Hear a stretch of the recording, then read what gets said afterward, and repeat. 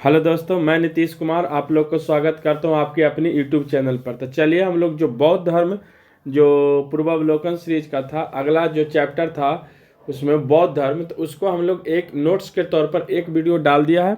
फिर आज हम उसका दूसरा जो वीडियो होगा नोट्स वाला वो डालेंगे, फिर हम उसका MCQ में चलेंगे। तो चलिए शुरू करते हैं। इसका आज श्री गणेश करते हैं, आज इसका ख़त्म भी कर देंगे नोट्स का। तो चलिए करा सूतक sorry sorry sorry sorry sorry sorry सूतक पिटक की अठ कथा या महा अठक तथा विनय पिटक की अठ या कथा कुरु नंदी है। अभिधाम पिटक की अट्ठा कथा मूल रूप से सिंहली भाषा में महापचरी है। बौद्ध धर्म को वह धर्म ग्रंथ जिससे गौतम बुद्ध ने पूर्ववर्ती जन्म की कथाएं संकलित है जातक कहलाता है। यह पाली भाषा में गौतम बुद्ध के पूर्ववर्ती जन्म की कथाएं संकलित है, उसे क्या कहता है? जातक कहलाता है। और यह किस भाषा में है भाई? तो यह पाली भाषा में है। यदि पूछा जाएगा कि गौतम बुद्ध की पूर्ववर्ती जन्मों की कथाएं किस भाषा में है, तो पाली भाषा में है। और किस में संकलित है? तो वह जातक में क्या संकलित है। करा बौद्ध धर्म एवं उनके रचनाकार मिलिंद पन्हो कोची है मिलिंद पन्हो नागसेन, फिर बुद्ध चरित सौरांद सारिपुत्र प्रकरण अश्वघोष माधिकम कारिका नागार्जुन माध्यमिक कारिका नागार्जुन विशुद्ध मगन बुद्ध घोष और अभिधाम कोश वसुबंधु, ये इनकी बौद्ध धर्म के ग्रंथ और उनके रचनाकार हो गए। बुद्ध की भूमि स्पर्श देखिएगा, भगवान ऐसे करके छुए हुए हैं। बुद्ध भूमि मुद्रा से तात्पर्य अपने तप की सुचिता और निरंतरता को बनाए रखने से है। भूमि स्पर्श मुद्रा की सारनाथ की बुद्ध की मूर्ति गुप्त काल से संबंधित है।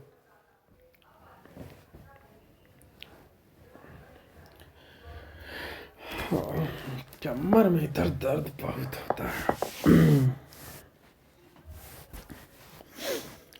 प्राचीन काल में बौद्ध शिक्षा के प्रमुख 3 केंद्र थे। पहला नालंदा, दूसरा वल्लभी, तीसरा विक्रमशिला। नालंदा महायान बौद्ध धर्म की तथा वल्लभी हीनयान बौद्ध धर्म के शिक्षा का प्रमुख केंद्र था। देखिए, यदि आपसे पूछा जाएगा कि महायान और हीनयान कब बंट गया था, तो महायान हीनयान जब चौथा बौद्ध संगीति किसने करवाया था? तो कनिष्क ने करवाया था। कहाँ करवाया था? तो जम्मू कश्मीर में करवाया था। तो हीनयान बौद्ध धर्म के शिक्षा का प्रमुख केंद्र था। विक्रमशिला महाविहार की स्थापना पाल नरेश धर्मपाल ने किया था। उसने यहाँ मंदिर तथा मठ भी बनवाए थे। 5वीं शताब्दी के मध्य गुप्तों के समय नालंदा विश्वविद्यालय अस्तित्व में आया था। 5वीं शताब्दी में गुप्तों के समय में नालंदा विश्वविद्यालय अस्तित्व में आया। सर्वप्रथम कुमार गुप्त फर्स्ट ने नालंदा बौद्ध विहार को दान दिया और बाद में बुद्ध गुप्त तथागत गुप्त तथा द्वितीय नामक गुप्त शासकों ने भी इस विहार को दान दिया था। नव नालंदा हीनयान कुछ है जी।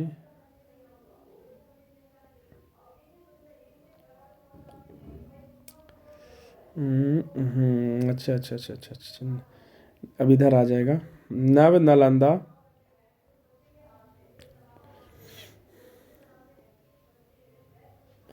नव नालंदा बौद्ध महाविहार बौद्ध अध्ययन का आधुनिक केंद्र था, जिसे बिहार सरकार ने वर्ष 1951 में नालंदा में स्थापित किया था। बोला जा रहा है कि नव नालंदा महाविहार बौद्ध अध्ययन का आधुनिक केंद्र था, जिसे बिहार सरकार ने वर्ष 1951 में नालंदा में स्थापित किया था। चैत का शाब्दिक अर्थ है चिंता संबंधी। शवदाह के पश्चात बचे हुए अवशेषों को भूमि में गाड़कर उनके ऊपर जो समाधियां बनाई गई उन्हीं को प्रारंभ में चैत या स्तूप कहा गया। बोला जा रहा है कुछ चैत का शाब्दिक अर्थ होता है चिंता संबंधी। और शवदाह यानी जब आदमी मर जाता है उसका दाह संस्कार के पश्चात जो बचे हुए अवशेष को भूमि में गाड़ के उनके ऊपर समाधियां बनाई जाती है। तो यहाँ है क्या कि भूमि में गाड़कर उनके ऊपर समाधियां बनाई जाती, उन्हीं को प्रारंभ में चैत बोला गया या स्तूप बोला गया। इन सभी समाधियों में महापुरुषों के धातु अवशेष सुरक्षित होते हैं। बोला जाता है कि इन सभी समाधियों में महापुरुषों के धातु अवशेष जो उनका जल गया चाहे जो भी किया मतलब जल उल जाता उसी का अवशेष वहाँ पर जो समाधि होता है ना उस समाधि में उनका अवशेष सुरक्षित होता है। अतः चैत उपासन के केंद्र बन गए। और चैत क्या बन गए? उपासन के केंद्र बन गए। चैत गृहों के समीप भिक्षुओं के रहने के लिए आवास बनाए गए। मानो जो चैत या स्तूप के नजदीक ही भिक्षुओं के रहने के लिए क्या बनाया गया? आवास बनाया गया, जिन्हें विहार कहा गया, जिन्हें विहार कहा गया। सर्वप्रथम स्तूप शब्द का वर्णन ऋग वेद से प्राप्त होता है। सर्वप्रथम यदि पूछा जाएगा कि सर्वप्रथम सबसे पहले स्तूप शब्द का वर्णन ऋग वेद कहाँ पर प्राप्त होता है? तो ऋग वेद में प्राप्त होता है। इसके अतिरिक्त अर्थवेद, वाजस्नेयी संहिता, तैत्तिरीय ब्राह्मण संहिता, पंचविंश ब्राह्मण आदि ग्रंथों से स्तूप के संबंध में जानकारियां मिलती है। स्तूप का शाब्दिक अर्थ होता है किसी वस्तु का ढेर। क्या होता है? स्तूप का शाब्दिक अर्थ होता है किसी वस्तु का ढेर। स्तूप का विकास संभवतः मिट्टी के ऐसे चबूतरे से हुआ जिसका निर्माण मृतक की चिता के ऊपर अथवा मृतक की चुनी हुई अस्थियों के रखने के लिए किया जाता है। यदि पूछा जाएगा कि स्तूप का विकास संभवतः मिट्टी के ऐसे चबूतरे से हुआ, जैसे देखिएगा जो मर उड़ जाता है तो उसको गाड़ कर चबूतरा नियत बना दिया जाता है ना, तो उसी की जिसका निर्माण मृतक के चीते के ऊपर अथवा मृतक की चुनी हुई अस्थियों के रखने के लिए किया जाता है। कालांतर में बौद्ध ने इसे अपनी संघ पद्धति में अपना लिया था। कालांतर में पहले बौद्धों ने बाद में अपना लिया था। इन स्तूपों में बुद्ध अथवा उनके शिष्य के धातु रखी गई। बोला जा रहा है कि इन स्तूपों में बुद्ध अथवा उनके प्रमुख शिष्यों की धातु रखी जाती थी, अतः वे बौद्ध की श्रद्धा और उपासना के प्रमुख केंद्र बन गए। स्तूप के 4 भेद होते हैं। स्तूप के कितने होते हैं? 4 भेद होते हैं। पहला शारीरिक, दूसरा शारीरिक स्तूप, दूसरा पारिभौमिक स्तूप, तीसरा उद्देश्य का स्तूप, चौथा पूजा सार्थक स्तूप। मनु यदि पूछा जाएगा कि स्तूप के कितने भेद होते हैं बाबू, तो 4 भेद होते हैं। कौन कौन? शारीरिक स्तूप, पारिभौगिक स्तूप, तीसरा उद्देश्य का स्तूप, चौथा पूजा सार्थक स्तूप। गौतम बुद्ध को एशिया के ज्योति पुंज के तौर पर जाना जाता है। यदि पूछा जाएगा कि किस आदमी को एशिया के ज्योति पुंज के तौर पर जाना जाता है, तो वह गौतम बुद्ध को एशिया के ज्योति पुंज के तौर पर जाना जाता है। गौतम बुद्ध के जीवन पर एडविन आर्नल्ड ने लाइट ऑफ एशिया नामक काव्य पुस्तक की रचना की थी। महापरिनिर्वाण मंदिर उत्तर प्रदेश के कुशीनगर जिले में स्थित है। महापरिनिर्वाण मंदिर उत्तर प्रदेश के किस जिले में स्थित है बाबू? तो कुशीनगर जिले में स्थित है। मंदिर में स्थापित भगवान बुद्ध की मूर्ति 1876 ईस्वी में उत्खनन के द्वारा प्राप्त की गई थी। जब उनका जो महापरिनिर्वाण हुआ था तो उनका उत्तर प्रदेश में कुशीनगर जिले में क्या है? उनका मंदिर स्थापित है। और मंदिर में स्थापित भगवान बुद्ध की मूर्ति 1876 ईस्वी में उत्खनन के द्वारा प्राप्त किया गया था। कब? 1876 ईस्वी में उत्खनन के द्वारा प्राप्त किया गया था। इस मंदिर में भगवान बुद्ध की 6.10 मीटर ऊंची मूर्ति लेटी हुई मुद्रा में रखी है। यह मूर्ति उस काल को दर्शाता है जब 80 वर्ष की आयु में भगवान बुद्ध ने अपने पार्थिव शरीर को छोड़ दिया था।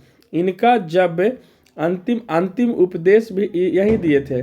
और जब इनकी मृत्यु को ही क्या बोला जाता? महापरिनिर्वाण। और इनकी मृत्यु कहाँ हुआ था? तो उत्तर प्रदेश के कुशीनगर जिले में हुआ था। और ये मरे कब थे? तो 80 वर्ष की आयु में ये भगवान अपने शरीर को त्याग दिया था और मृत्यु के बंधन से मुक्त हो गए, अर्थात निर्वाण की प्राप्ति हो गई। अर्थात निर्वाण की प्राप्ति होगी। चलिए आगे देखते हैं। कह रहा हीनयान और महायान में क्या अंतर है। तो हीनयान और महायान में अंतर देखिए। हीनयान और महायान में कह रहा है हीनयान का शाब्दिक अर्थ होता है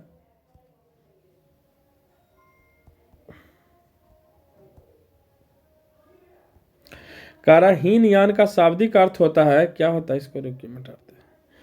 हीनयान का शाब्दिक अर्थ क्या होता है, निम्न मार्ग, क्या निम्न मार्ग। और महायान का शाब्दिक अर्थ होता है उत्कृष्ट मार्ग, क्या उत्कृष्ट मार्ग। इसमें महात्मा बुद्ध को एक महापुरुष माना जाता है। हीनयान में महात्मा बुद्ध को क्या माना जाता है, महापुरुष माना जाता है। हीनयान में महात्मा बुद्ध को महापुरुष माना जाता है और इसमें उनको देवता माना जाता है। हीन महायान में इनको महात्मा बुद्ध को एक महापुरुष माना जाता है, महायान में इनको देवता माना जाता है। यह व्यक्तिवादी धर्म है। इसके अनुसार प्रत्येक व्यक्ति को अपने प्रयत्नों से ही मोक्ष प्राप्त करना चाहिए।